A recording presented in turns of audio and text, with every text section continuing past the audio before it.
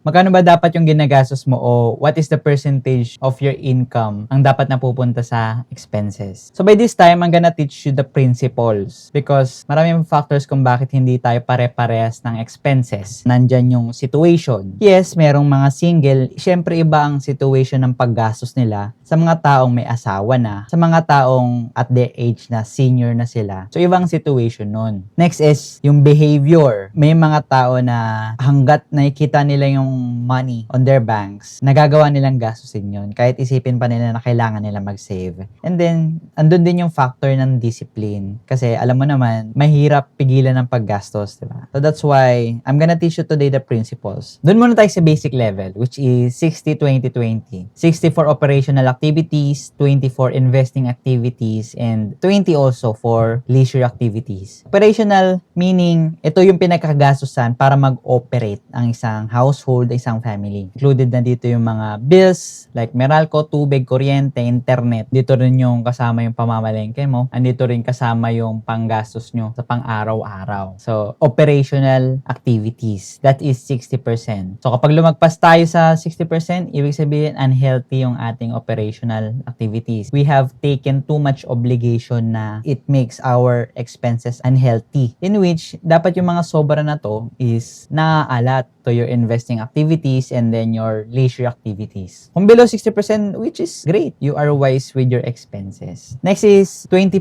naman for your investing activities. Investing activities, i-include na natin dito yung mga life insurances, mutual funds, UITF, educational fund, retirement funds, include na natin dito. Whatever platforms or vehicles that makes you secured and makes your money grow. And then lastly is 20% for your leisure activities. It includes dinner out with the family, travel. Kasi alam naman natin na yung income dapat ini-enjoy. And I really encourage everyone to i-enjoy yung kanilang income. If you're gonna ask kung nasan yung tithing, which is dapat 10%, dapat part na siya ng operational activities mo.